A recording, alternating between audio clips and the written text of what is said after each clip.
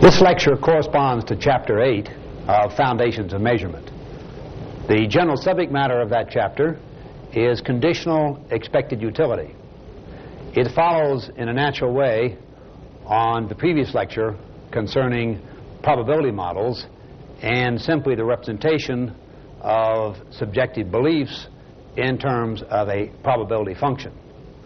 Another term that is used in the chapter and that is familiar in the literature is subjective expected utility. The title of the chapter is Conditional Expected Utility. We'll see in a moment the reason for the word conditional. The point of the word subjective is that both the utility function or value function and the belief function are meant to represent subjective elements, in general special to a given individual. The maximum of rational behavior for an individual is to maximize his subjective expected utility in making a decision. Now, the first point that we'll want to examine in this lecture is what does this mean, more particularly in terms of a mathematical formulation. Well, the ingredients are first that we have, as we discussed in the previous lecture on probability, a subjective probability distribution on possible events, sometimes we say on beliefs, and sometimes also on states of nature. We'll use primarily the language of events, but we'll also use talk about states of nature.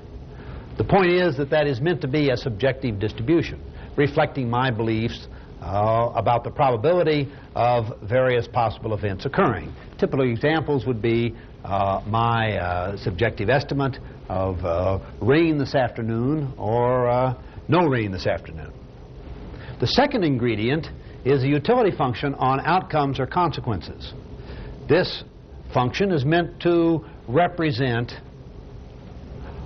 my subjective valuation of the consequences to me of various outcomes that would follow on the occurrence of a particular state of nature. Now, let's look at these ingredients in a somewhat more formal way, to go back over it again, and we'll do this in about 3 levels. We need an algebra E of events on the set X of possible states of nature. So we'll repeatedly use X for the states of nature, and we'll use script E for the algebra of events on X. Secondly, we need a set C of possible consequences.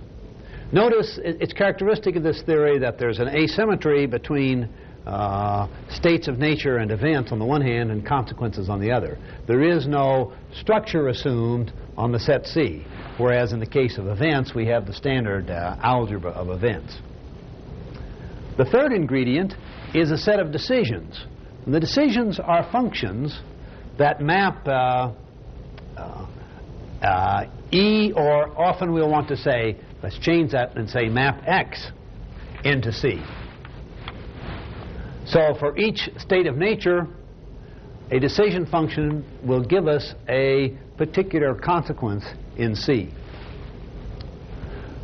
Now, we can formulate in those terms, in a simple equation, the subjective expected utility of a decision. The SEU of a decision D is then just the probability, taking only the finite case, the probability of each X, each state of nature, times the utility of the possible outcome that is realized if X is a true state of nature and D is the decision taken.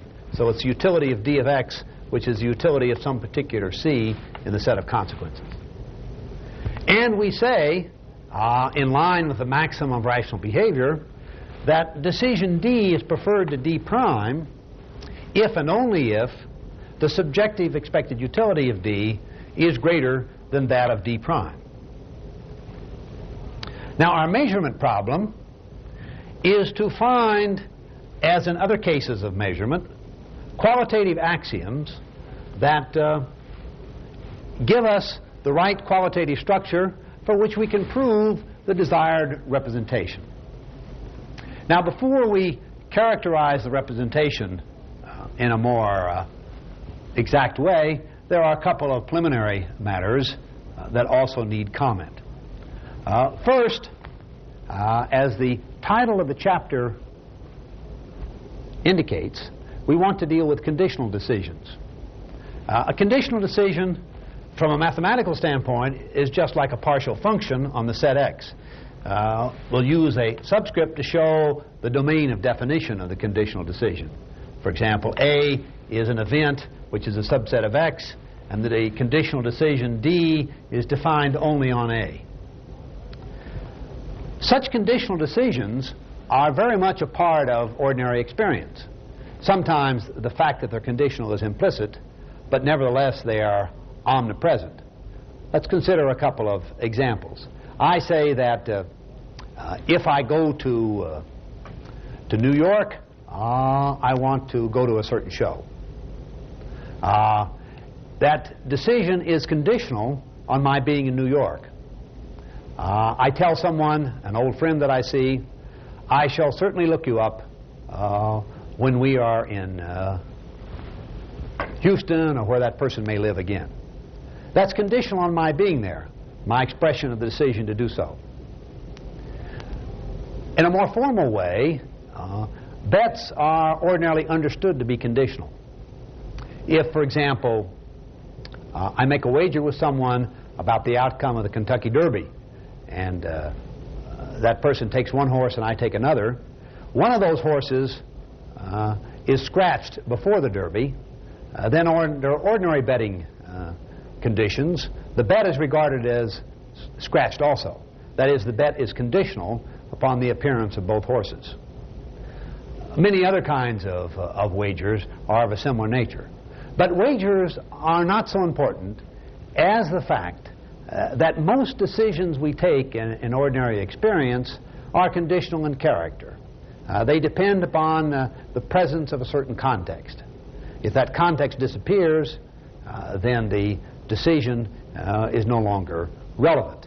In other words, the decision is conditional upon the occurrence of the context. Now, notice in dealing with conditional decisions, there's a natural closure condition we want. If two events are disjoint, so if one occurs, the other can't, and if F sub A is a decision conditional on A and G is conditional on B, as shown here, then we would want to be able to form the new, more complex conditional decision, F of A union G of B. And notice in terms of the ordinary set theoretical definition of functions, this is indeed a proper case of set theoretical union. In particular, we can see how F of A union G of B is defined for each state of nature X. F sub A of X is the outcome if X is in A, and G sub B of X if X is in B. Now that takes us to a second preliminary point that we want to be clear about in this set of functions. We could, of course, take the set of decisions to be simply all decisions, all conditional decisions. That would then include the total decisions as well. But in general, it's not desirable to consider such a large set. For instance, many of those decisions, if we take all possible functions from X to C, that is, from the set of states of nature to the set of possible consequences, many of those functions won't intuitively make too good sense. Consequently, we want to restrict D, but certain closure conditions are natural. One is the closure condition we just stated, namely that the union of two partial functions defined on disjoint events is in D if the original conditional decisions are in D. The second one is that if A and B are non-null events, so intuitively they have positive probability, and B is a subset of A, so if B occurs, A must, and F of A is in D, then F of B is in D. When I say F of A, I mean F restricted to A is in D, then F restricted to B is in D. Now, the third preliminary that I've skipped by, but that we need in our general formulation, we need a subfamily, script N we'll call it, of null events. Intuitively, the set of null events are just those that'll be assigned probability 0. Notice that the set of null events is always non-empty. Why? Because the empty set necessarily is always in script N. Now, in terms of the notions we've introduced, let's look at the expected representation. First, the primitive notions that I've mentioned somewhat casually are the following. We have X, that is cap X, the set of possible states of nature. We have E, the algebra of possible events that are subsets of X. Not all subsets, remember, but that is a proper algebra of events. We have script N, which is a family of null events. Understood that script N is a subset of script E. We have set C, written as script C, which is a set of possible consequences. We have script D, which is a set of conditional decisions. And finally, we have the important preference relation, which is a preference ordering on decisions. And the intuitive idea is that this preference ordering is in terms of the expected utility of different decisions.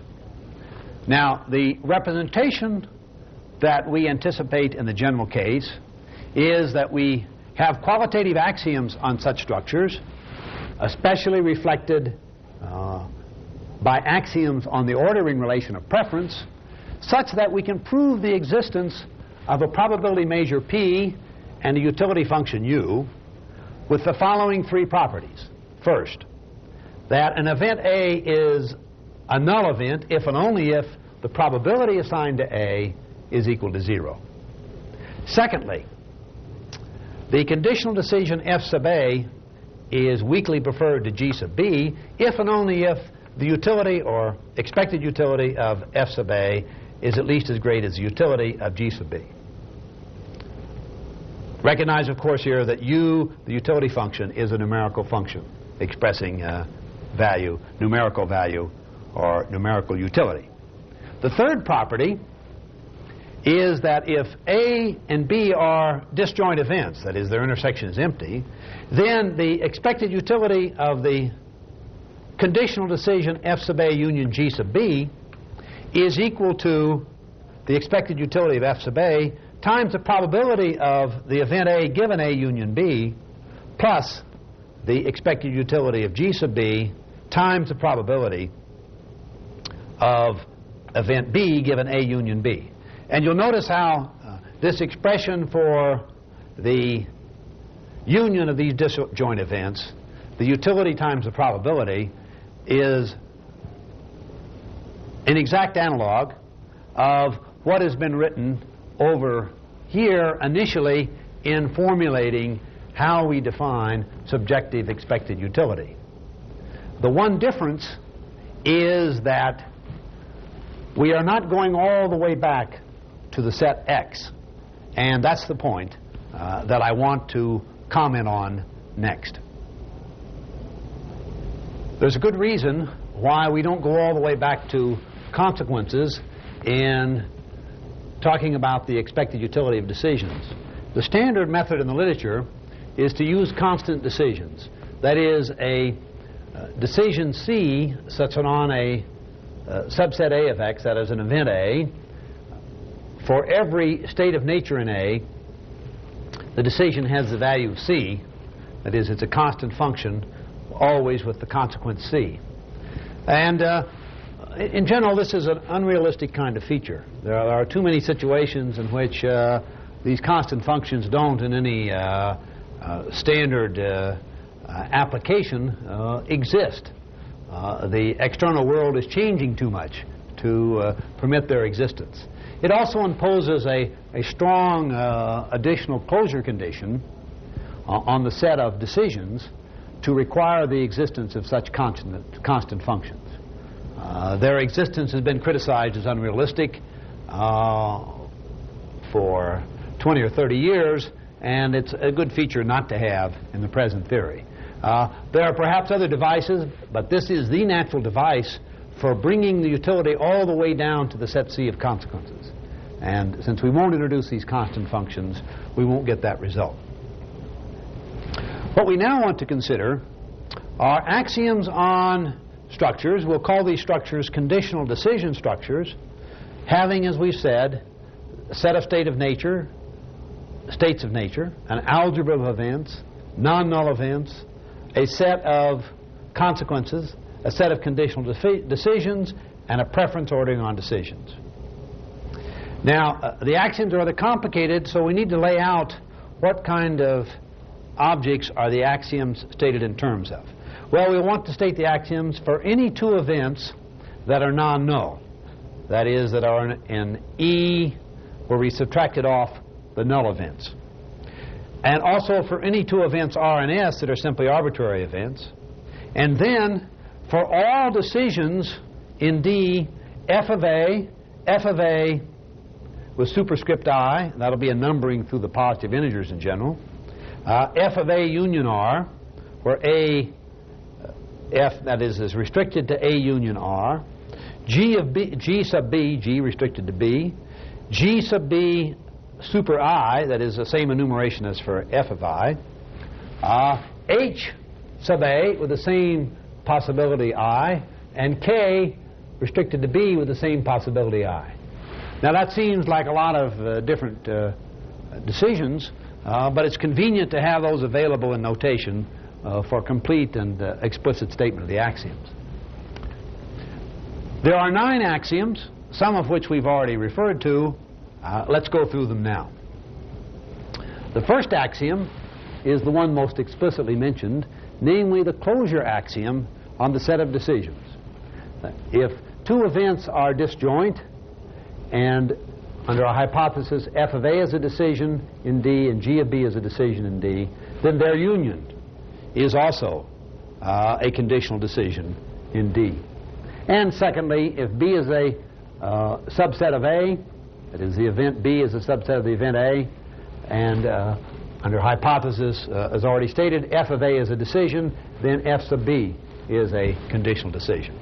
The restriction of A to B has a closure property in D. The second axiom is the familiar ordering axiom. The preference relation on D is a weak ordering. As always, that means it's connected and transitive. The third axiom, and now we get into some new territory, is called the union and difference axiom. If two events are disjoint and f of A, I'll just say f of, it should be f sub A, or f given A would be even better. F given A, or f sub A, is equivalent in preference to G given B, then we can join the two and they'll be indifferent to each one by itself. That is, f given A together with G given B, that is, f given A union G given B, is equivalent in preference to f given A.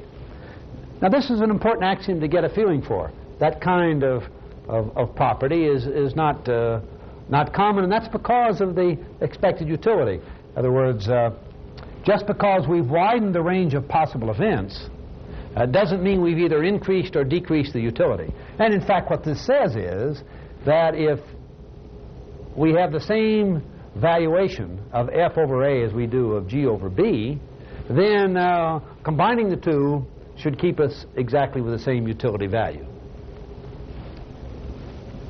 The next axiom we call independence. This is the language used, for example, in conjoint measurement. It is very similar to Di Finetti's axiom in subjective probability that was discussed in the probability lecture.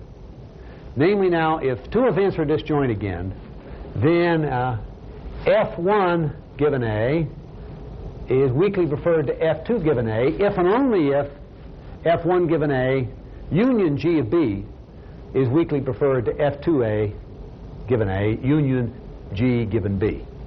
Notice that it's like the Di Finetti axiom because we're adding this new disjoint conditional decision, disjoint in the sense that the domains are disjoint, G of B to both sides, and that should not change the sense of preference. If there was some interaction between F and G on these distinct domains, we wouldn't have the appropriate independence, and the axiom would be violated. It's quite reasonable to expect this axiom to hold.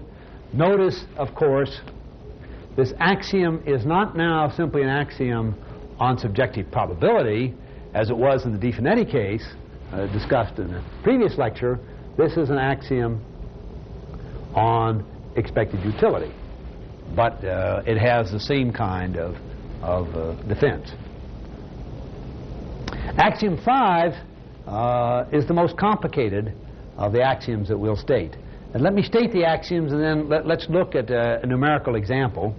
In stating these kinds of qualitative axioms, it often helps to look at a simple numerical formulation, as if we already had the numbers present, to understand the qualitative algebra of the formulation. This is called the compatibility axiom. And again, we have the hypothesis that A and B are disjoint events. So if we have F of A given A equivalent to G given B for superscripts 1, 2, 3, and 4, and we now add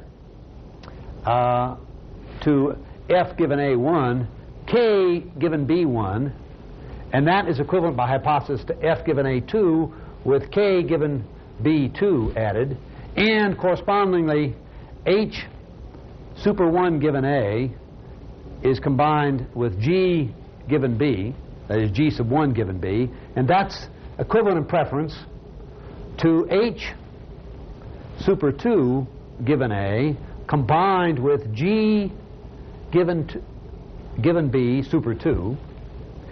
If that hypothesis, that has that 3 parts now about equivalence and preference, then if we rearrange things in the following fashion, we must have the following equivalence.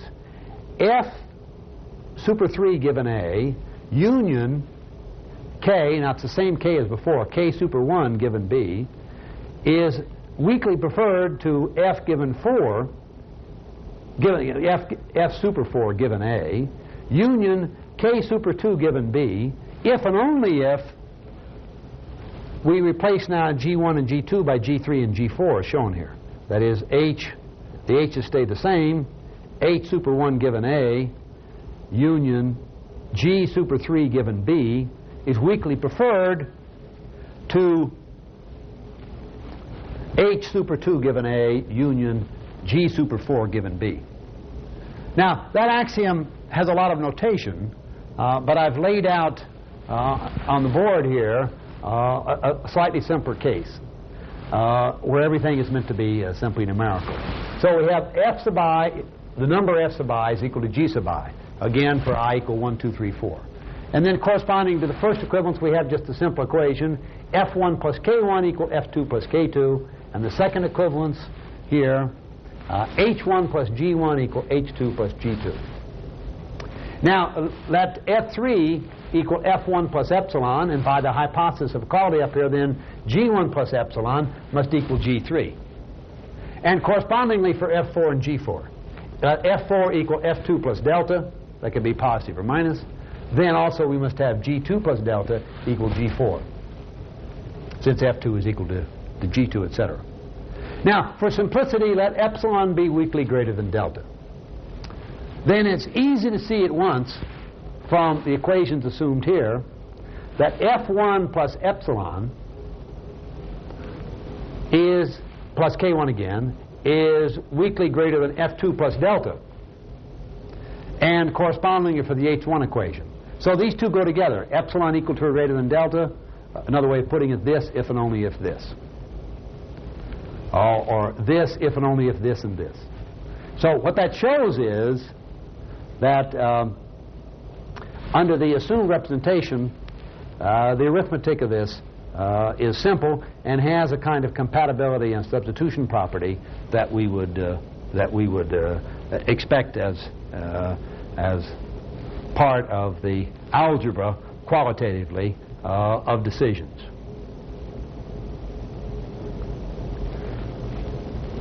You may find it useful to work out still another actual numerical example, but I think these simple equations that I put down here, these very simple linear equations and these weak inequalities make clear exactly what Axiom 5 expresses. Axiom 6 is the Archimedean axiom. That's given on page 380 of Foundations of Measurement, Volume 1. I won't state it here. It has a fairly standard form in relation to the Archimedean axioms for other cases, that is, other axiom systems. And I'll leave that as something you can look up. I want to concentrate on the axioms that are rather special to expected utility. Axiom 7 is the axiom governing null events, and it has two parts. The first part is that if R is a null event and S is a subset of R, then S is a null event. That's a completely obvious and necessary consequence of the intended relation that axiom, that closure property of the set of null events hold. Notice that that is a closure property on the set of null events. The second part of that axiom is a little more complicated, but also intuitively quite natural. It's a little more complicated to formulate.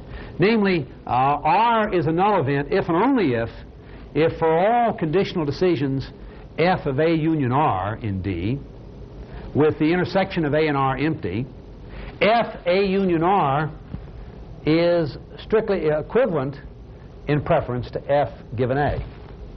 So what that says is that adding to the domain of the conditional decision R cannot change for any F the preference. And why not? Because the new domain added, R, strictly has probability 0. And so it should in no way affect the expected utility. That's a way of expressing that the event R is a null event. Axiom 8 is the axiom of non-triviality. The point of this axiom is that if we don't have these non-triviality constraints, then we can't prove the uniqueness of the representation we want, namely that the probability function has and utility function have very strong uniqueness properties, which we'll discuss explicitly in a moment. So there are two parts to the non-triviality axiom. First, it says that if we take off the null events, then E minus N, that is, E, the set of positive events, has at least 3 pairwise disjoint events. And the second is that the number of equivalence classes of conditional decisions, the number of distinct ones, that is, we take the equivalence structure over the equivalence relation, has at least 2 members. That is, there are at least 2 distinct equivalence classes of conditional decisions.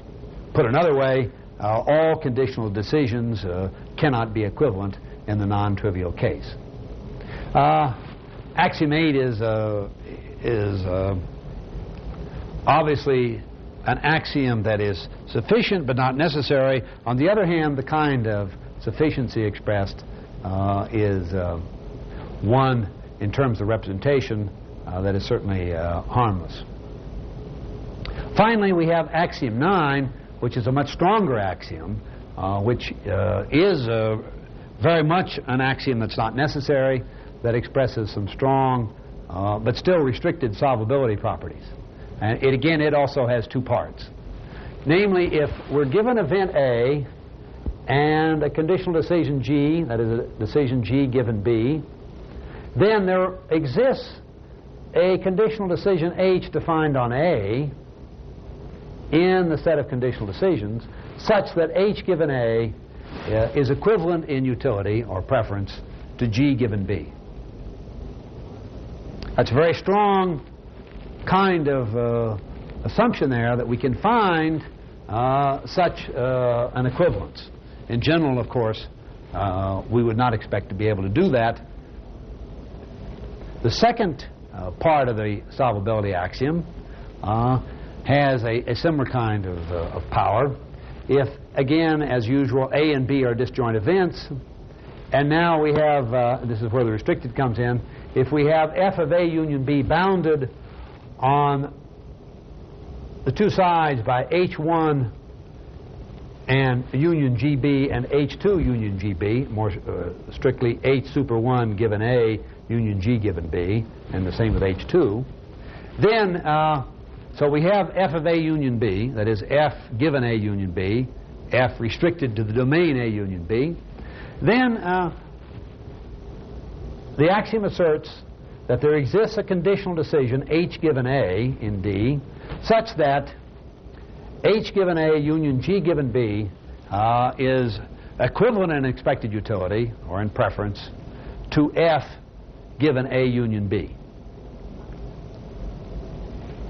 Now these 9 axioms, which are not all necessary, but which are close to other axioms we discussed, obviously transformed to the case of expected utility, provide a flexible structure powerful enough to prove that any structure satisfying these axioms will lead to the desired representation.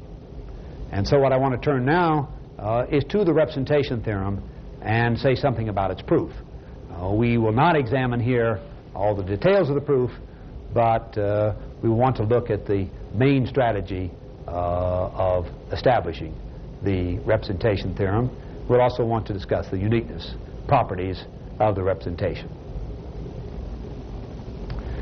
We have already stated the representation theorem, but let's review it here in order to examine the outline of the proof.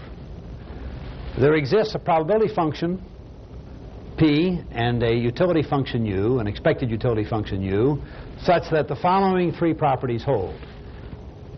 R is a null event if and only if the probability of R is 0. Secondly, the f of A, that is F, the decision, conditional decision F given A, is weakly preferred to G given B if and only if the expected utility of F given A is at least as great as the expected utility of G given B. Third, if A and B are disjoint events, then we have the additivity property, weighted additivity property. The expected utility of the combined conditional event F given A union G given B is equal to the expected utility of F given A times the probability of A given A union B plus the expected utility of G given B times the probability of B given A union B. And secondly, the probability function P is unique, and the expected utility function U is unique up to a positive linear transformation. Now, the proof of this theorem, as in all the cases of such representations, is, when examined in detail, even using available tools, as we shall in this proof, long and complex. All we want to do here is get the general strategy of the proof and examine its main steps. The details we shall not certainly consider in this lecture. The general strategy is important. We use directly results on additive conjoint measurement. And how this is done can be sketched as follows. Let A1 to AN be pairwise disjoint positive events. That is, these are events in E minus N.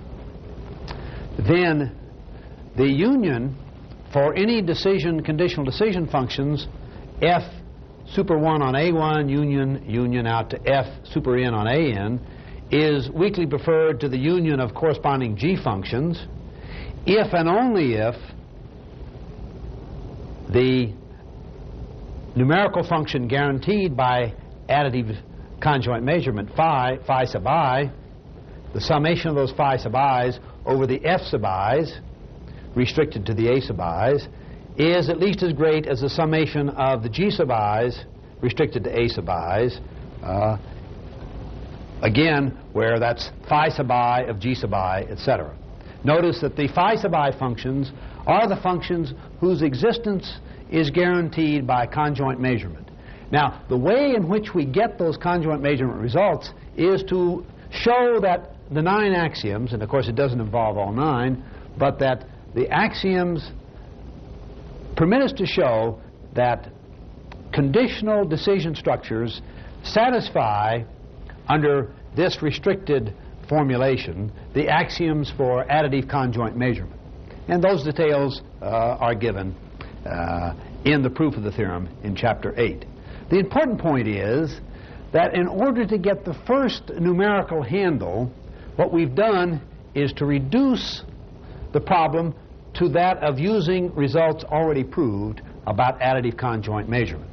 It's very much to be emphasized in these more complex measurement structures that we consider that if we don't use previous results, the proofs would really be much too long and much too troublesome to follow. There are already a considerable amount of necessary detail, as you can easily see from examining the complete proof in Chapter 8. Now, having this conjoint measurement viewpoint in front of us, we now break the proof of the theorem, of the mean representation theorem, into 6 parts. First, we want to have a construction of utility and probability functions. And in this conjoint result, it's convenient to let D sub A, that script D sub A, be the set of conditional decision functions restricted to the set A. And so we have 2 such domains for A and B disjoint, and we construct an additive representation with phi AB for D sub A and phi BA for D sub B, so that phi of A comma B plus phi B comma A is exactly the expected utility function A union B. It's easy to show that we can get that in a straightforward way from the additive conjoint representation. Now, we know for the additive conjoint representation that there exist positive constants. That's part of knowing the linear transformation results for the phis. There exist linear positive constants, P of A given A union B, we'll label them, and P of B given A union B, such that phi of AB is equal to this representation in terms of U of A, plus a constant beta AB, and phi of B comma A is P of the constant P of B given A union B times expected utility function U sub B, plus another constant beta B of A. And by normalizing, we can get the betas equal to 0. So, in that fashion, using the conjoint measurement results, we construct in a rather direct way the expected utility function, and we get out as positive constants the desired probability, the desired probabilities, and again, by normalizing, we show that these positive constants lie between 0 and 1. The second step is to get the important expected utility decomposition, the weighted addition we've talked about. And that again we get by fairly straightforward manipulation from what we've already pulled out of the additive conjoint representation. The third step is to deal, now tackling the problem of finite additivity of the probability measure, is to first do it for the very special case of null events.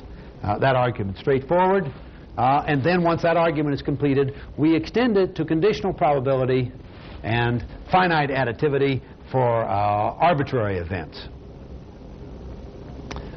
Again, the arguments here are a little tedious, both 3 and 4, but straightforward.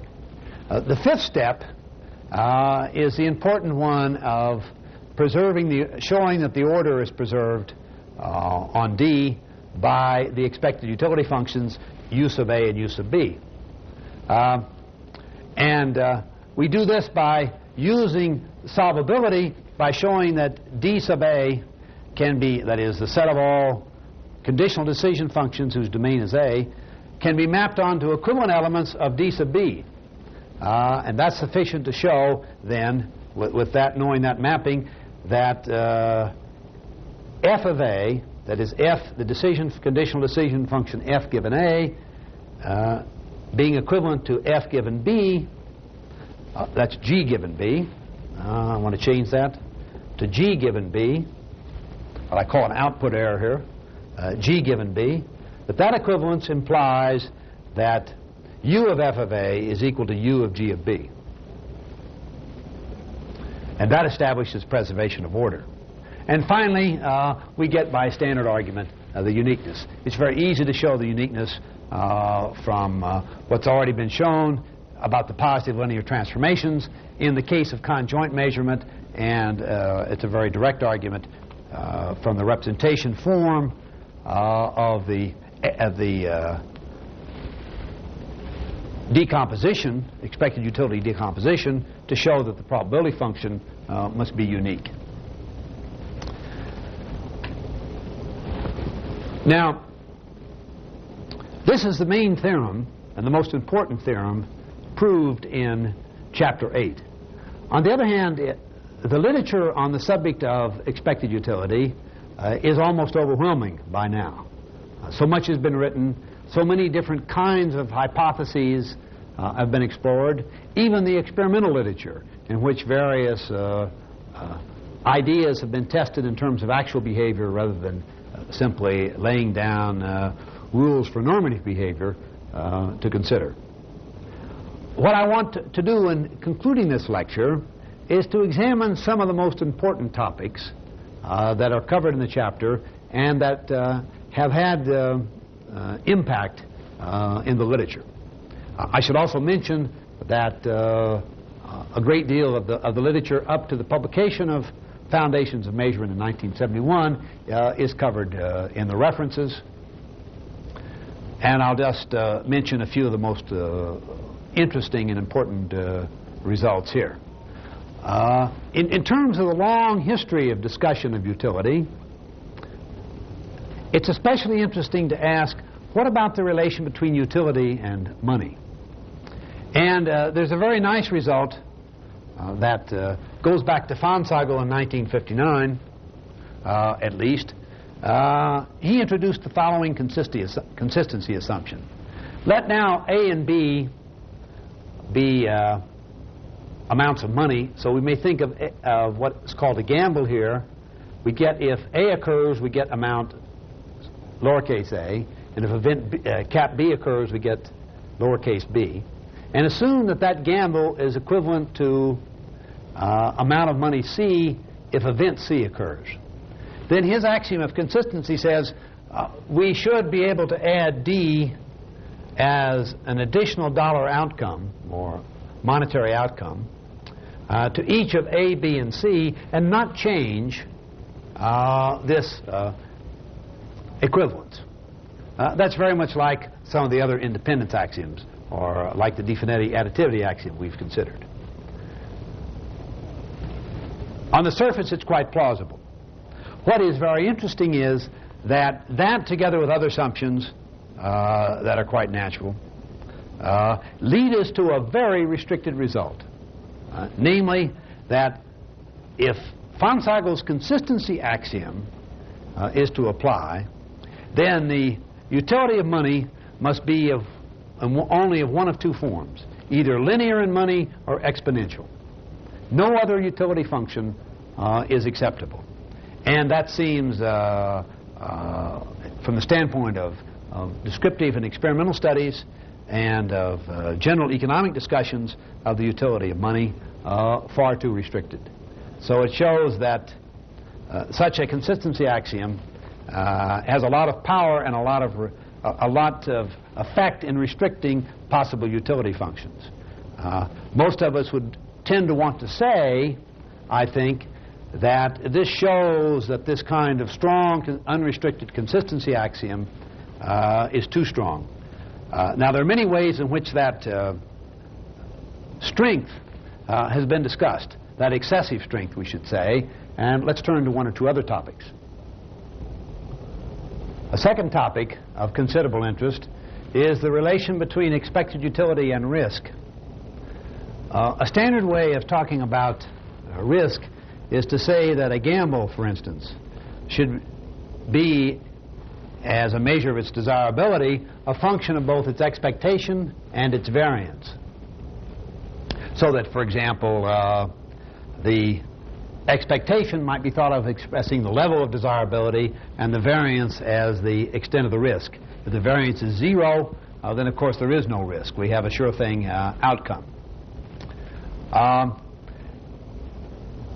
There's a large literature on this risk idea. One of the important experimental discussions has been by Coombs, who proposed that we individually have ideal risk levels that we try to approximate. Now, Polacek and Tversky in 1970 established a very interesting result about this concept of risk. That is, I won't define matters here technically, but where the risk is a function of expectation and variance strictly. What they showed is that there's no utility function compatible with a preference order that depends only on the risk measure, where the risk measure necessarily uses the variance as well as the expectation. It's not surprising, because the expected utility idea is a function only of expectation and takes no account of the variance. But it's important to show that these two things strictly cannot be put properly together. But this kind of result has led many people to question whether, especially from a descriptive standpoint of actual behavior, it's sufficient to have just a notion of expected utility, if we don't need a more complicated concept of risk, something even going beyond just being a function of expectation and variance. A third topic that also shows the complexities and subtleties of the concepts we've been discussing this lecture is a result establishing the relation between two probability measures, where if we assume that the two are strictly increasing functions of each other, so essentially they have the same ordering of the probability of events. Now, if the structures are rich enough so that for all rationals, positive rationals, R and S, such that the sum of R and S is equal to or less than 1, there exists in the algebra of events an event R whose probability under the measure R is R, and an event S so that under the measure Q, the event S is S, and R intersection S is empty, then necessarily P and Q are identical measures. This shows that if events have the same ordering, if probability measures have the same ordering, give the same ordering of events in terms of qualitatively judgments of probability, then if there's any richness to the structure, those measures must be identical. This theorem has been used to point out that under not too strong an assumptions, two individuals who agree about ordering then must agree completely about their probability measures, or if we have a concept of objective measure in some situations, then the subjective and objective measurements satisfying the hypothesis of this theorem have got to be identical. The other conclusion is that whenever there's any richness of structure and two subjective measures are distinct, or there is an objective measure that differs from a subjective measurement, then there has to be a scrambling of order that's different for the two. And I think that scrambling of order is, of course, a very plausible idea. If we think about rich structures, it does seem implausible that the ordering always would be the same, and for two individuals, or for an individual standing in relation to some objectively or experimentally defined measure. I've talked here about three topics that go beyond the main theorem we proved. Let me just close by emphasizing once again how rich this subject is. There is a great deal more material in Chapter 8, but beyond Chapter 8, there is a great wealth of literature, and it's easy to find more than anyone would care to read about this subject that has attracted the attention, for good reasons, of social scientists and other persons concerned with decision-making structures in many different fields.